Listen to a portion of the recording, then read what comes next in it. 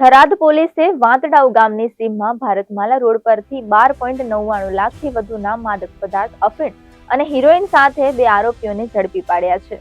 Police staff વાહન checking કરી રહ્યો હતો તે દરમિયાન સાંચોર તરફથી આવી રહેલી હુન્ડાઈ સેન્ટ્રો ગાડીને રોકવામાં આવી હતી.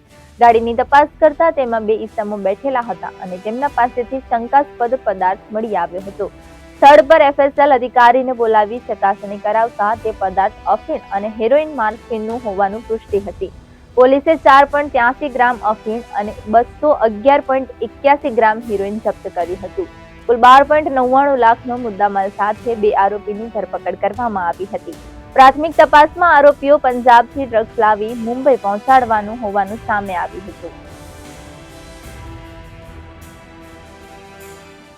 આ વાહનનું ચેકિંગ કરતાં અમને એમાંથી NDPS જે હેરોઈન અને અફીણ એ મળી આવે છે. આરોપીની પૂછપરછ કરવામાં આવે છે. FSL અધિકારીને બોલાવવામાં આવે છે.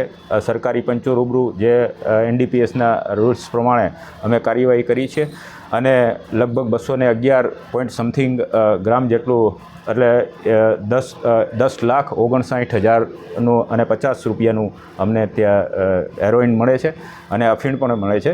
આ એના 2 આરોપીઓ છે. બંને આરોપીઓ પંજાબના વતની છે પરંતુ અત્યારે હાલ મુંબઈ રહે છે અને આ પંજાબથી ડ્રગ્સ લઈ અને મુંબઈ પહોંચાડવાના હતા એવી અમને અત્યારે પ્રાથમિક અમે જે ઇન્ક્વાયરી કરી એમાં સાબિત થયેલું છે.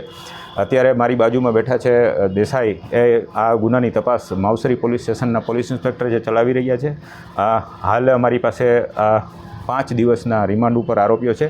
આમાં અમે સઘન તપાસ કરશું અને જે કોઈ હશે કેવી રીતે જાય છે, ક્યાંથી કોણ આપવાવાળું હતું અને મુંબઈમાં કોને વેચવાના હતા, આ દિશામાં અમે તપાસ કરશું.